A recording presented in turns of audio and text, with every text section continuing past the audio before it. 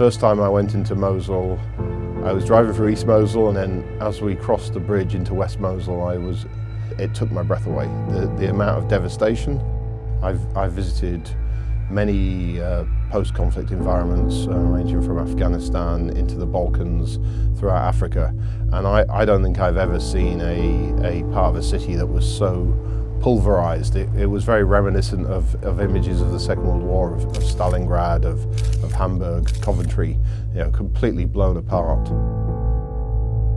Mosul is a city in northern Iraq. It lies between Erbil and the Syrian border, and when ISIS was at the peak of its control, there were over 2 million people living in Mosul. It was the biggest city under ISIS control.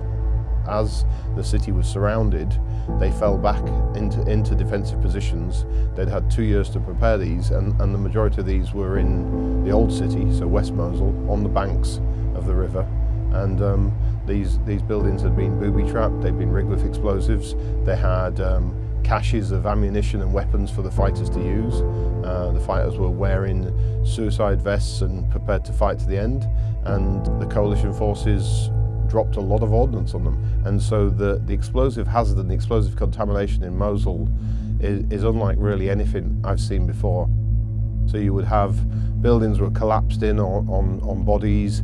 Some of the buildings had been booby-trapped or rigged with explosives to stop people returning home. And then there was the unexploded ordnance from just the actual fighting. When you look at that level of devastation, people just can't get back to their homes. They're finding it very difficult. The fridge might have been booby-trapped, so if you open the fridge door, it goes off, or a light switch gets flicked and there's a bomb waiting for you. On top of the different explosive hazards, a lot of the buildings are very unstable. So if when the teams are clearing, they were to move the wrong piece of rubble, the whole building could collapse on them. So it's just a really difficult and challenging environment. So people will continue to not be able to return to their homes or rebuild their homes until the explosive hazard has been cleared. The actual searchers, the guys who are doing a lot of the grunt work, who are on the ground on their hands and knees, they're Iraqis. They're the real unsung heroes.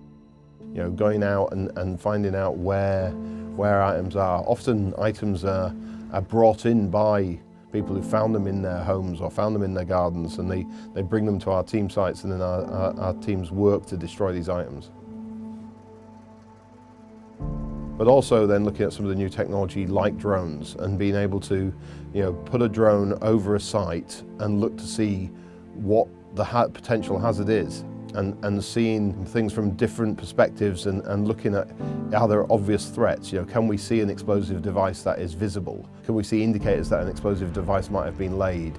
Can we look at different avenues of approach, and to be able to see where we can provide the most benefit?